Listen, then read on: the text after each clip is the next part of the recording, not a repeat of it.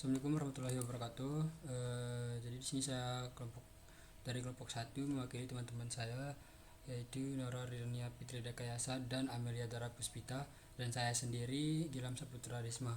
Jadi di sini saya akan sedikit menjelaskan daripada rumus lengkap yang arsitekturnya yang arsitekturnya itu ada 221, gabungan manual dan chain rules-nya.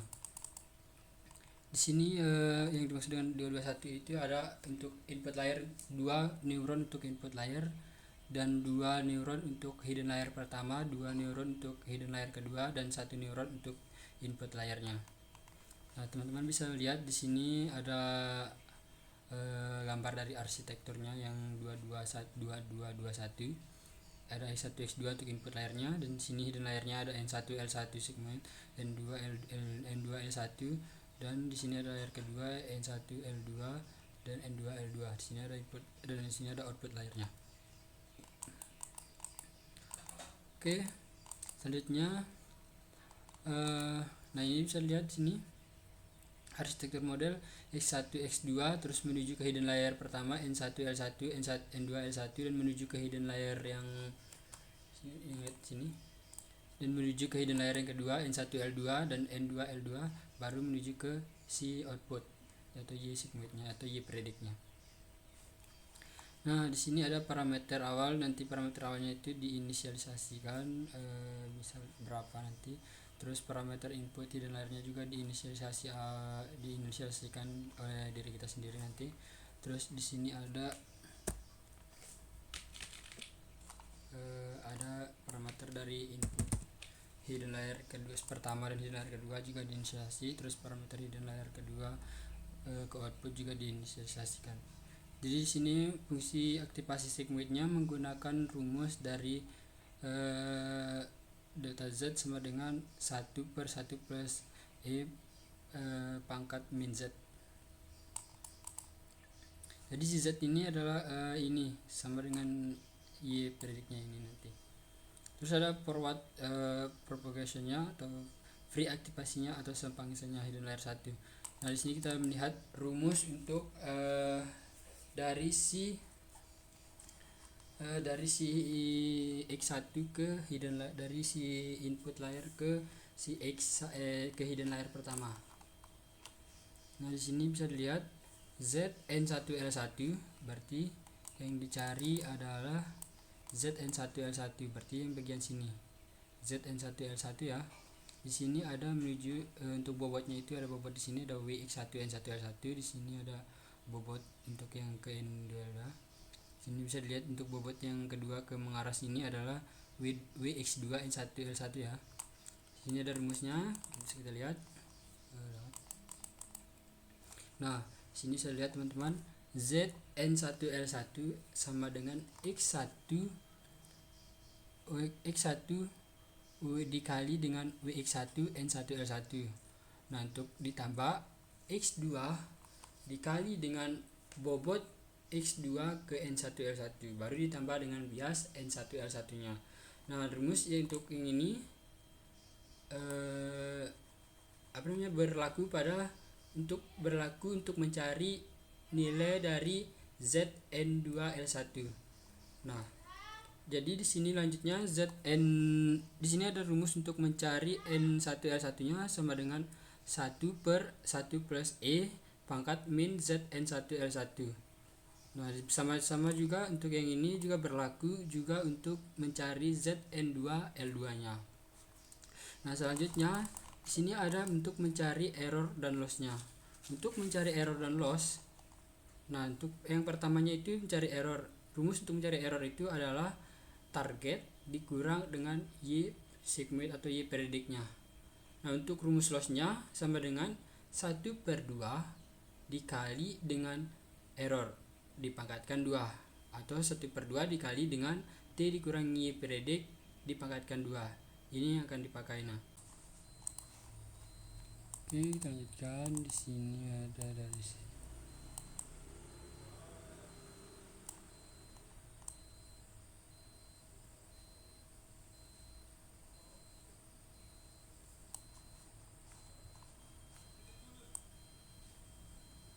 mungkin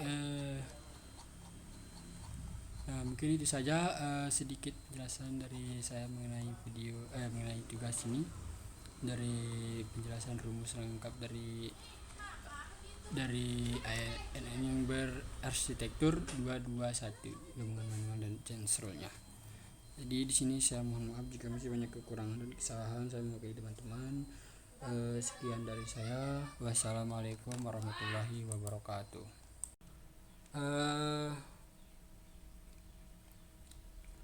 Untuk mencari sequence error itu sama dengan T targetnya itu dikurang dengan Y predictnya.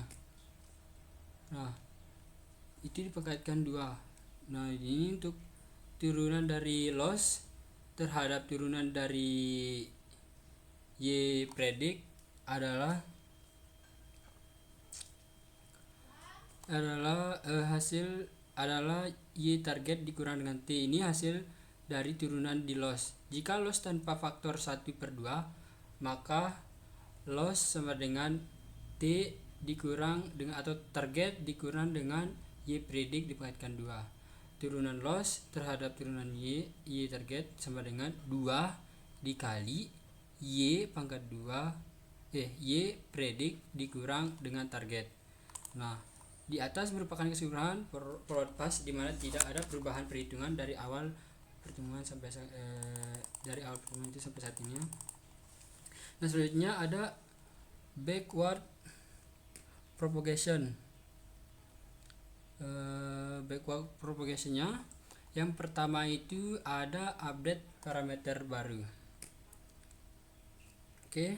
Untuk parameter baru sama dengan parameter lama dikurang learning rate dikali dengan gradient.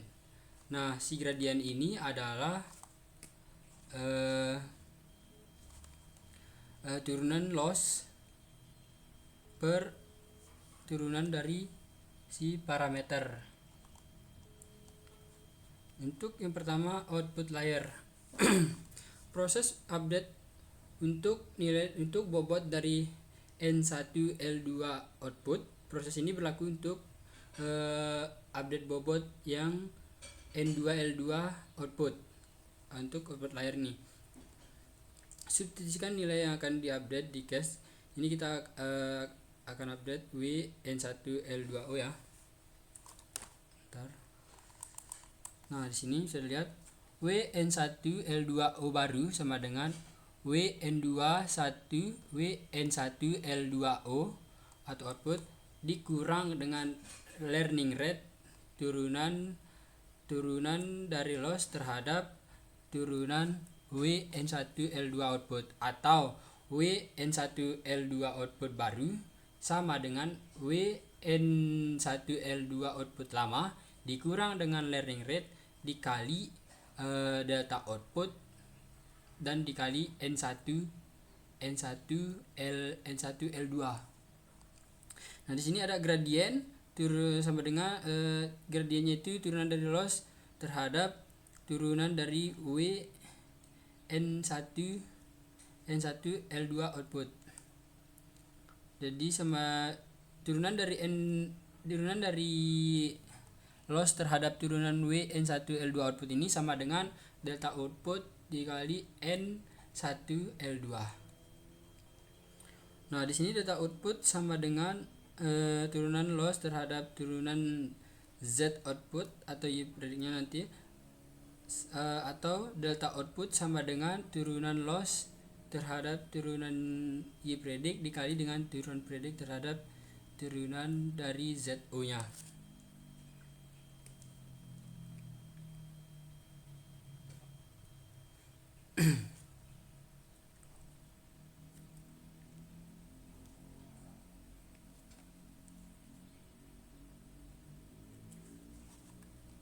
Selanjutnya, nah di sini ada data output sama dengan Y predict dikurang target dikali Y dikali 1 kurang Y predict. Ya, jalur untuk pengaruh bobot output adalah WN1L1 output. Ini untuk curtain rollsnya dari WN1L2 output menuju ke Z output, terus menuju ke Y predict, terus menuju ke loss. Untuk mencari gradien delta loss, turunan loss terhadap turunan WN1L2 output digunakan ini untuk mencari gradien, dan ini untuk gain rule-nya turunan loss terhadap turunan WN1L2 output, dan sama dengan turunan loss terhadap turunan dari Y predict, terus turunan Y predict terhadap turunan dari ZO, terus turunan ZO terhadap turunan WN1L2O, atau nanti ini nilainya si inputan atau si ini aja nanti jadinya. Terus karena loss yang digunakan adalah loss sama dengan 1/2 T dikurang target dikurang Y predict dipangkatkan 2, maka di sini turunan loss sama dengan turunan loss terhadap turunan Y predict sama dengan Y predict dikurangi target. Karena fungsi aktivasi output adalah sigmoid, Y predict sama dengan 1/1 ditambah E dipangkatkan Z dipangkatkan min Z output, maka turunan Y predict terhadap turunan Z output adalah Y predict dikali 1 dikurang Y predict. Dari persamaan output, Z output sama dengan N1L2 dikali dengan WN1L2O ditambah N2L2 dikali WN2L2 output baru ditambah dengan bias outputnya. Maka turunan ZO terhadap turunan dari N1L2O sama dengan N1L2. Nah, ini saya bilang tadi dia akan menjadi yang ini aja ya, yang bagian turunan ZO yang ini, yang ini ZO ini akan menjadi nilai dari inputannya dikali dengan inputannya. Sehingga turunan dari loss terhadap turunan dari WN1L2O sama dengan Y predict dikurang target dikali dengan Y predict dikali dengan 1 dikurang Y predict dikali N1L2. Nah, untuk delta output itu kan seperti ini, delta output sama dengan delta loss dikurang terhadap delta ZO nya. Kalau di dalam channel ini kan sebenarnya dilihat dari mana jalur sebenarnya kan, sedangkan jalurnya itu Z output menuju ke Y predict, terus Y predict ke loss. Jadi rumusnya di atas bisa dipecahkan menggunakan channel seperti ini. Teman-teman bisa lihat sini. Oke. Selanjutnya ini untuk update bias.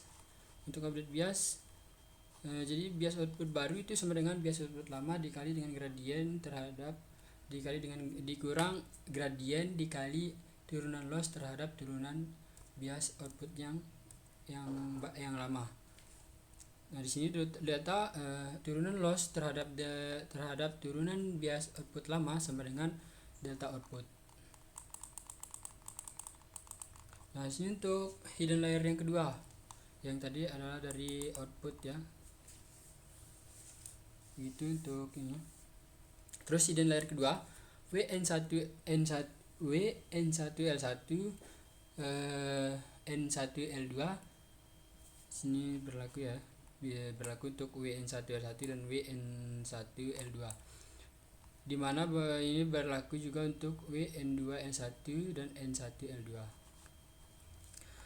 WN1L1 N1L2 baru sama dengan ini, atau W ini kan turunan loss terhadap WN1L1 N1L2 terhadap gradient learning rate dikali dengan delta N1L2 dikali dengan N1L1. Nah, di sini bisa lihat untuk change rule-nya.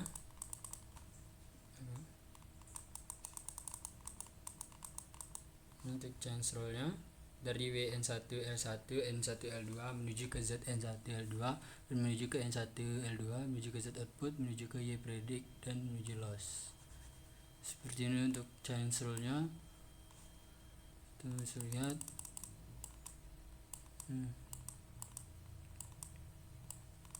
Ini untuk hidden layer pertama.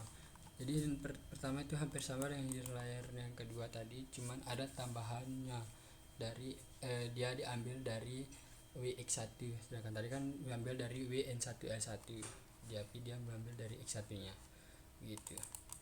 Jadi di sini change rule untuk hidden layer pertama, bagian ini berbeda dengan neuron pada hidden layer 1, mempengaruhi loss melalui dua jalur untuk neuron pertama dan hidden layer 1.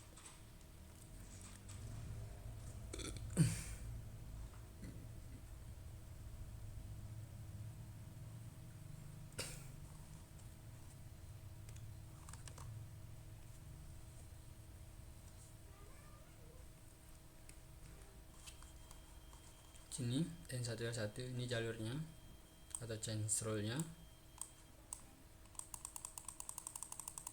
Contoh untuk pengaruh yang harus dijumlahkan dengan contoh untuk bobot. Ini untuk jalurnya WX1 N1L1 ini yang WX1 N1L1 untuk N2. Nah, ini untuk change rule-nya yang di bawah seperti ini jadinya. Ini.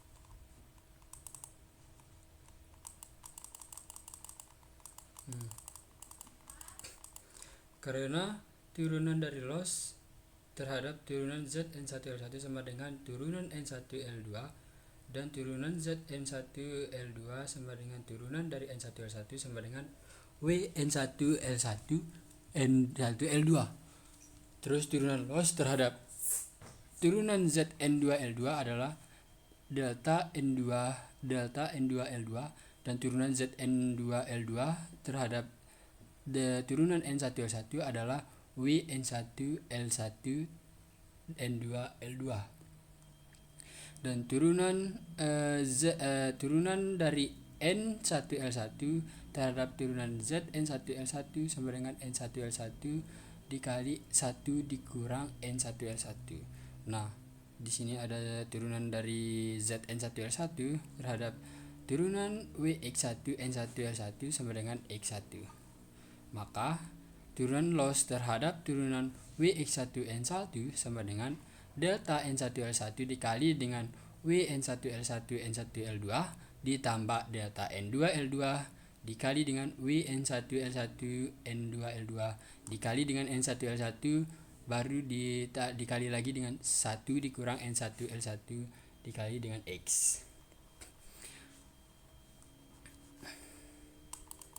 Nah, di sini diringkas menjadi delta hidden layer 1 neuron 1. Delta N1L1 sama dengan delta ini sama yang ini sama dengan yang ini. Yang bagian sini sama dengan bagian ini. Sama aja. Oke. Selanjutnya di sini ada pengertian dan kegunaan setiap konsep. Pengertian setiap konsep dua bobot, bias dan nilai Z. Bobot apa? Bobot dan bias. Di sini bobot dan bias adalah parameter yang membentuk nilai dari mentah neuron. Z sama dengan Wx plus B. Jadi ini untuk rumus yang propagationnya yang sebelum preaktivasinya. Ini rumus untuk preaktivasinya. Untuk bobotnya itu berfungsi untuk mengatur pengaruh input, bias menggeser hasil perhitungan, dan Z menjadi input dari fungsi aktivasi. Sini yang ketiga ada fungsi sigmoid. Fungsi dari sigmoid itu adalah fungsi aktivasi yang mengubah nilai Z menjadi prediksi antara 0 dan 1. Di sini ada Y sama dengan delta Z sama dengan 1 per 1 ditambah E min Z. Oke. Jadi kegunaan untuk fungsi sigmoid itu adalah menghasilkan output atau predict neuron. Di sini dan selanjutnya ada error dan loss. Error adalah selisih antara si prediksi dan target, dan loss adalah ukuran besar kesalahan model. Ini untuk rumusnya seperti yang telah dijelaskan sebelumnya. Jadi error itu berfungsi untuk menunjukkan apakah prediksi terlalu besar atau kecil, dan loss itu menunjukkan seberapa jauh prediksi dan target. Di sini ada forward propagation-nya. Jadi si forward propagation itu adalah proses menghitung dari input hingga menghasilkan prediksi dan loss. Dari X ke Z, terus Z ke Y, baru ke loss. Jadi si forward propagation-nya itu berfungsi untuk menghasilkan prediksi dan mengetahui besar kesalahan model. Sini ada back propagation. Jadi back propagation ini adalah sebuah proses menghitung gradien dari output menuju layar sebelumnya menggunakan proses menghitung gradien dari output menuju ke layar yang sebelumnya menggunakan chance rule. Jadi si forward propagation ini adalah mulai dari X menuju ke loss, dan si back propagation-nya itu mulai dari loss menuju ke si X atau Y ini. Jadi si back propagation ini berfungsi untuk mengetahui pengaruh setiap bobot dan bias terhadap loss.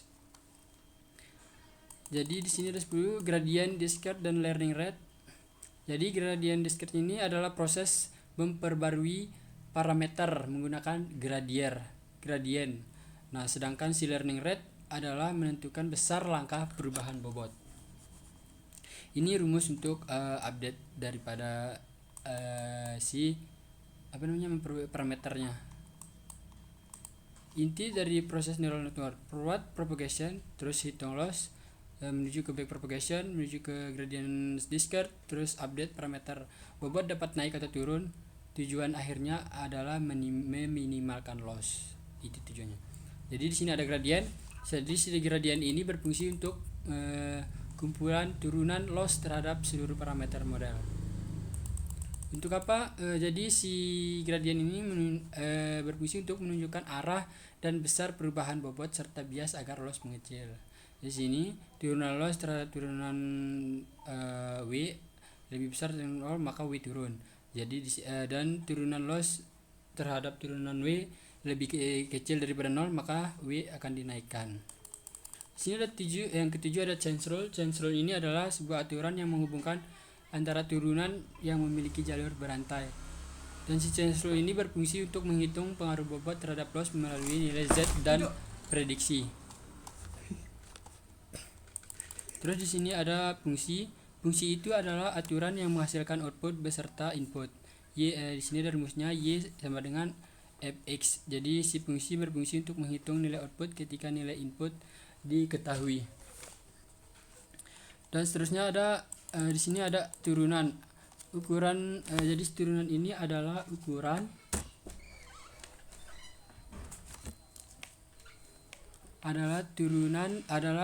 laju dan arah perubahan suatu nilai. Untuk apa? Jadi si turunan ini untuk mengetahui bagaimana output berubah ketika input berubah sedikit.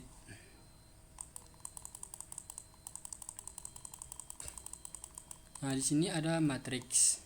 Bentuk input adalah X sama dengan X1, X2, X3, X4, dan X5. Karena W1 berukuran 7 kali 5, maka menggunakan transpose. X-nya ditranspose menjadi yang awalnya ke samping menjadi ke bawah seperti ini. Yang awalnya baris menjadi kolom.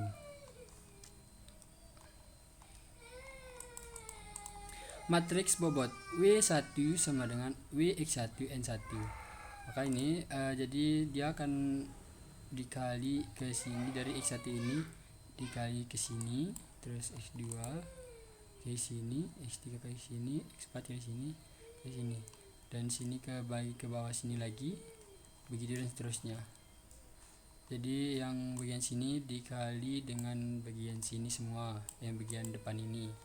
Terus yang kedua ini dikali yang bagian sini. Terus yang ketiga ini dikali yang bagian sini. Yang keempat ini dikali bagian ke sini.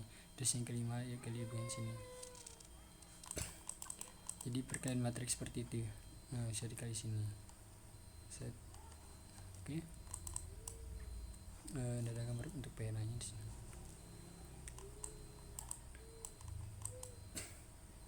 Ini untuk bias setiap neuron. Matriks.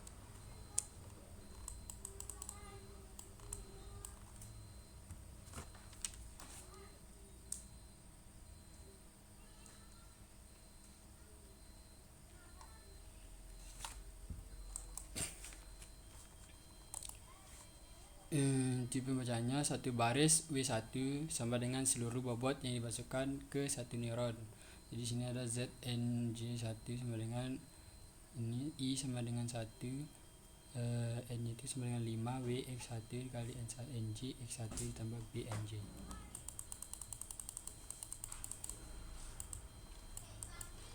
Di sini ada fungsi aturan yang menentukan nilai output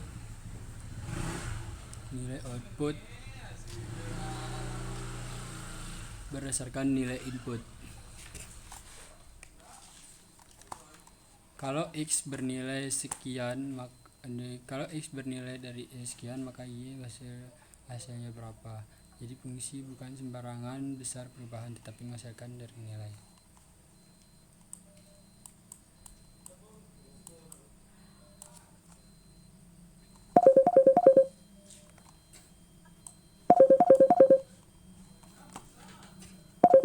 Terus di sini teman-teman bisa lihat